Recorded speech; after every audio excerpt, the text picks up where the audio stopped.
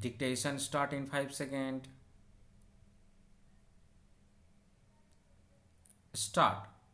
The state government is entitled and empowered to fix the age of consent.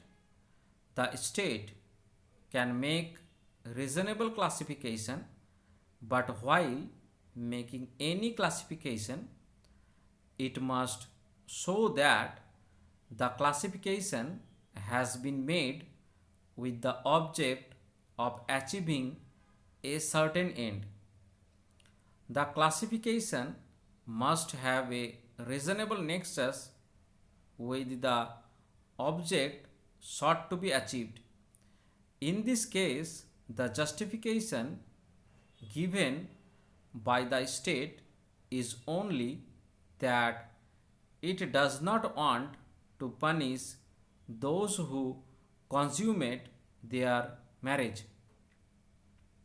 The stand of the state is that, keeping in view the sanctity attached to the institution of marriage, it has decided to make a provision in the nature of exception 2 to section 375 IPC. This begs the question as to why in this exception the age has been fixed as 15 years and not 18 years. As pointed out earlier, a girl can legally consent only after she attains the age of 18 years.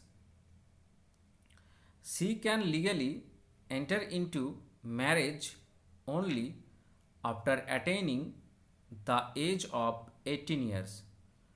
When a girl gets married below the age of 18 years, the persons who contract such a marriage or abet in contracting such child marriage commit a criminal offense and are liable for punishment under the Act. In view of this position, there is no rationale for fixing the age at 15 years. This age has no nexus with the object sought to be achieved, viz., maintaining the sanctity of marriage, because by law such a marriage is not legal.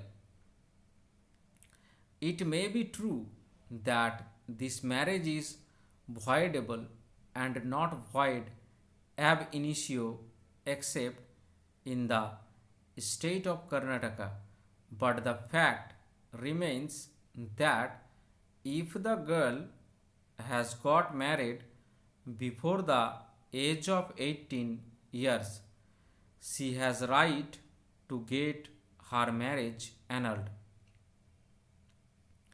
Irrespective of the fact that the right of the girl child to get her marriage annulled, it is indisputable that a criminal offense has been committed, and other than the girl child, all other persons, including her husband and those persons who are involved in getting her married, are guilty of having committed a criminal act.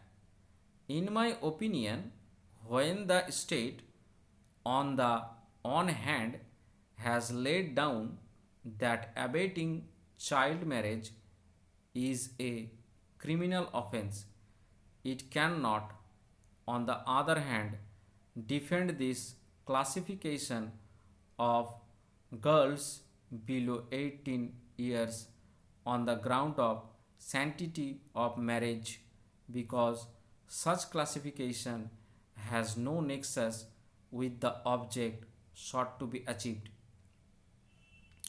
Therefore, also exception 2 insofar as it relates to girls below 18 years is discriminatory and violative of Article 14 of the Constitution of India.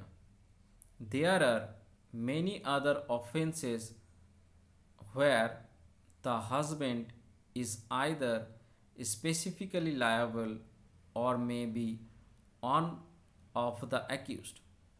The husband is not given the immunity in any other penal provision except in exception 2 to section 375 IPC.